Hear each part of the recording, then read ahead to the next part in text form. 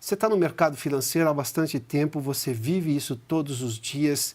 Esse caos fiscal era o pior que poderia acontecer, mas parece que o governo não pensa assim, ele está dobrando a aposta. O Haddad só quer resolver o problema das contas via arrecadação. E parece que agora o Congresso está dizendo um basta. Essa é a visão que você tem também? Sim, mas nós temos uma situação um pouco mais complicada, Piotr. Porque nós fizemos essa comparação exatamente com os mandatos. Nós tivemos um mandato em que Palocci tinha poder, sim. Ele tinha poder de mandar e desmandar aquilo que estava na economia. Ele sentava junto ao Congresso, ele mesmo negociava. E lembrando, ele era médico. Era uma pessoa inteligente, mas era médico, não era economista.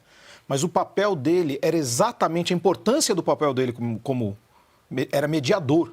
Sim. E ele era um mediador importante. Ele era um mediador que chegava na cadeira do presidente e dizia: não, senhor, nós vamos fazer desse jeito. E isso, obviamente, ele angariou uma série de inimigos dentro do governo, que aí o fogo amigo foi aquela situação que nós sabemos que acabou derrubando o Palocci. Entre os quais o Zé Dirceu, dizem, né? Exato. Que é um grande inimigo dentro do próprio partido. Exatamente. Passado isso, eu sempre dizia, até acho que eu já cheguei a falar essa frase com você em programas anteriores, que o PT só estava acostumado a governar sob bonança.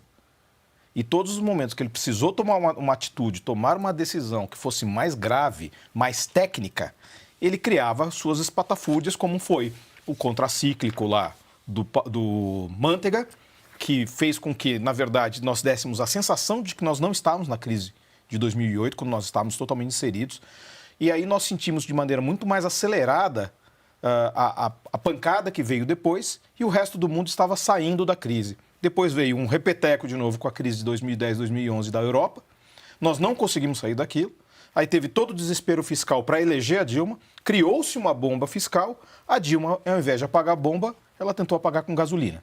E aí, como eles não tinham meta para gastar, quando eles atingiram a meta, eles dobraram a meta.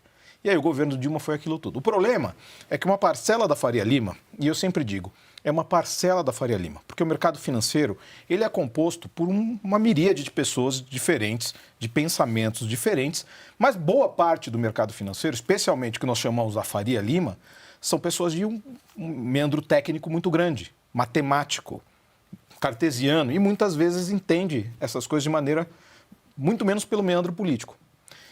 Então, quando nós vemos quem apoiou esse governo em nome da pseudodemocracia lá atrás, eles o fizeram, ou seja, foram aqueles grupos que eram os mais ligados à questão política, ou seja, lideranças do mercado financeiro e não membros do mercado financeiro. Não analistas, não traders, não operadores, não aquelas pessoas que vivem o dia a dia do mercado financeiro. E sim aquelas que vivem o que se chama o topo do mercado. E aí naquela visão ingênua de que o governo Lula teria alguma questão fiscal. Até a tal da entrevista telepática que teve lá atrás, que dizia que o presidente Lula seria fiscalista, que o presidente Lula ia cuidar da inflação, porque a inflação é um problema para os pobres, aquela coisa toda. No fim, não foi nada disso que aconteceu. No fim, o governo fez uma das primeiras atitudes, foi destruir o teto dos gastos, que havia seus defeitos, mas obviamente... Foi uma sequência, né, Jason? Primeiramente, sim, a emenda fura-teto. Exato. Ainda na transição, com a anuência do Congresso. Antes disso, teve uma coisa. Eles queriam um waiver de gasto de 100 bilhões por ano, sem responder ao Congresso. Exatamente. Aí o Congresso falou... Deu uma reduzida.